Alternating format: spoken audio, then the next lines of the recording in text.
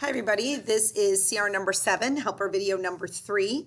We're going to get started. It says, what is the approximate number of gallons of gasoline used on a trip from Los Angeles to San Diego in a car that gets 21 miles to the gallon?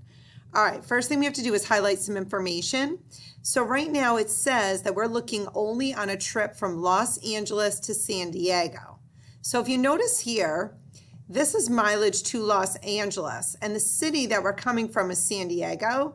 So this is the only number that I'm concerned with, that there's 124 miles between San Diego and Los Angeles.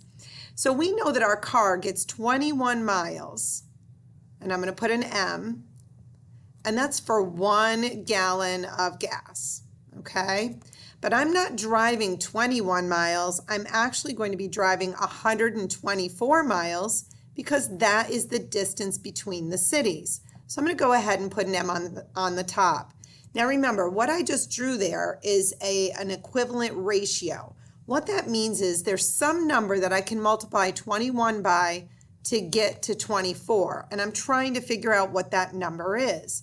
If I don't know what to multiply 21 by, I just go in the opposite direction and I do the opposite operation. So on your calculator, you can go ahead and just put 124 divided by 21, and you get this number, and it says it is 5.9, and it's a big decimal.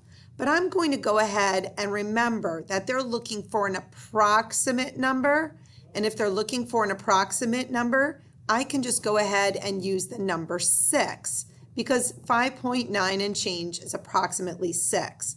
So anything I do to the top, I'm going to multiply by the bottom.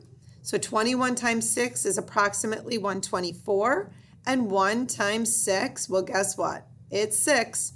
So this is 6 gallons of gas that I will need to go 124 miles. And here it is, 6 gallons. So just remember, if you're looking for that multiplier up here, you just go in the opposite direction and divide.